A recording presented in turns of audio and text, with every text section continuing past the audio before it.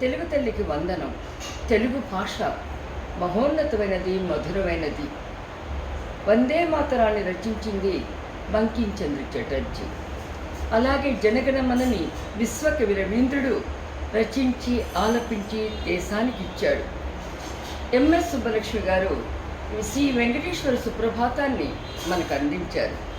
వెంకటేశ్వరుడు ఈ రోజున ఆంధ్ర రాష్ట్రంలో తిరుమల కొండ మీద కొలువై ఉన్నాడు.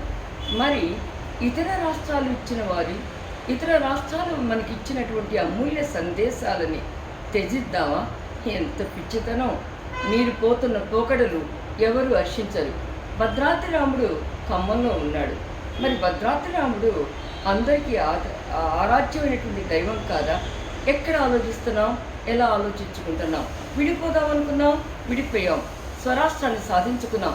ఇప్పుడు కూడా ఈ తమ పేతాలు మీరు ఎడిపోతున్నారు, ఆర్థిక వ్యవస్థ ఎటు తీసుకెళ్తున్నారు, రాష్ట్రాన్ని ఎటు తీసుకెళ్తున్నారు? తెలుగువారిగా మాట్లాడుతున్నారా, లేకపోతే ఒకప్పుడు నిజాం వారసులుగా మాట్లాడుతున్నారా? తెలంగాణ సాయుధ పోరాటాన్ని ఆ రోజున తెలంగాణ విముక్తి కోసం ముందుకు తీసుకెళ్ళింది పుచ్చలపల్లి సుందరయ్య, అనేకమైన ఆంధ్ర రాష్ట్రం నుంచి వచ్చినటువంటి కామ్రేడ్ నాయకులు. మరి వారందరినీ స్మరించుకోవద్దా? చరిత్రను మర్చిపోతారా?